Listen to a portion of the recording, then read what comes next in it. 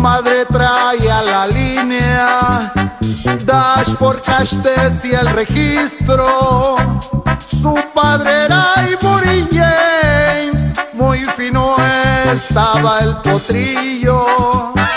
Pa' futuritis y derbis se miraba aquel prietito. Tenía corte de ligero, blanca una de sus patitas, el prieto muy bien formado y en su frente una manchita. En la venta de Oklahoma lo marcaron en su lista.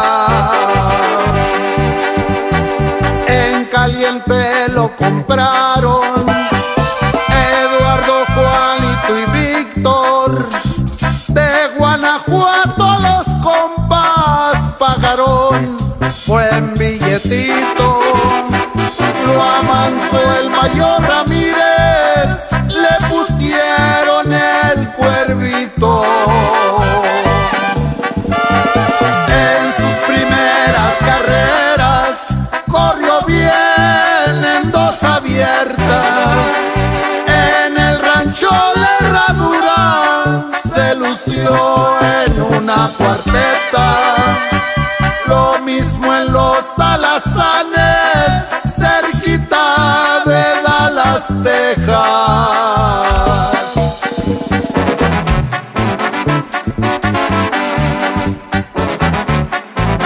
Hasta Cuerámaro, Guanajuato, raza.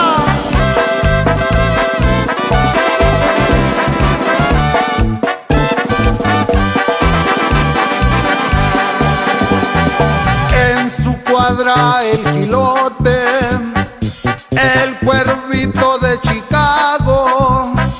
A un Futurity lo llevan, serían 12 los caballos.